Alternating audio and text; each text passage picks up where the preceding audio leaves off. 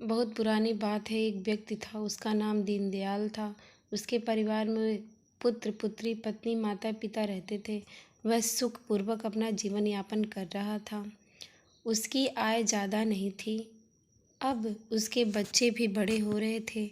बच्चों के बड़े होने से उसके खर्चे भी बढ़ रहे थे। दीनदयाल घर में अकेला कमाने वाला व्यक्ति था। वह घर के खर्चों की पूर्ति ठीक तरीके से नहीं कर पा रहा था। इसी कारण उसने साहूकारों से ब्याज पर पैसे लेना शुरू कर दिया था। शुरू शुरू में तो वह साहूकार के पैसे समय पर लौटा देता था, परंतु बाद में उसे पैसे चुकाने में दिक्कत होने लगी। अब उसके परिवार में भी कलह विवाद होने लगे। उसने परिवार में संतुलन बनाने का बहुत प्रयास किया, परंतु वह सफल नहीं हो पा रहा था। कर्ज और रोज रोज के पारिवारिक विवादों से वह बहुत परेशान हो गया और एक दिन उसने आत्महत्या करने की सोची। लेकिन यह निर्णय इतना आसान नहीं था।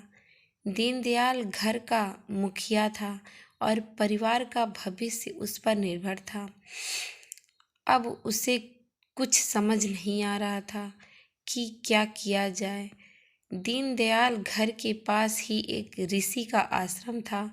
वह सही मार्गदर्शन के लिए ऋषि के आश्रम में पहुंच गया और महर्षि को प्रणाम कर अपने आने का कारण बतलाया। महर्षि अपने काम में व्यस्त थे और उन्होंने दीनदयाल की बातों पर कोई उत्तर नहीं दिया। वे बड़ी मेहनत और तल्लीन से आश्रम वासियों के लिए भोजन के लिए पत्तल बना रहे थे। अपनी बातों का उत्तर न पाकर और महर्षि की पत्तल बनाने में तल्लीनता देखकर दीनदयाल के मन में कई प्रश्न उठने लगे। दीनदयाल ने हिम्मत कर महर्षि से पूछ लिया, महर्षि, आप इतनी लगन और मेहनत से ये पत्तल बना रहे हैं, परंतु भोजन के बाद इन पत्तलों को कूड़े में फेंक दिया जाएगा। महर्षि मुस्कुराते हुए बोले, वत्स, तुम बिल्कुल सही कह रहे हो, परंतु किसी भी वस्तु को उपयोग करने के बाद फेंकना गलत नहीं है। गलत तो तब होगा जब उस व्यक्ति को उपयोग के लिए बिना अच्छी अवस्था में फेंका जाए। इसी तरह हमारा शरीर भी है।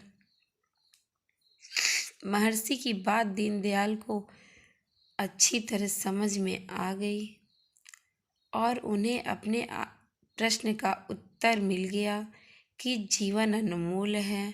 दीनदयाल ने अब आत्महत्या का विचार त्याग दिया। वह समझ गया कि विपरीत परिस्थितियों से हार मानना ठीक नहीं है, उससे लड़कर ही सफलता पाई जा सकती है। जब वह जीने के उत्सव से सराबोर हो गया, कठिन मेहनत करना सिर्फ साहूकार का कर्ज उतारा, बल्कि अपनी संतानों को योग्य बनाकर अपने पैरों पर खड़ा किया।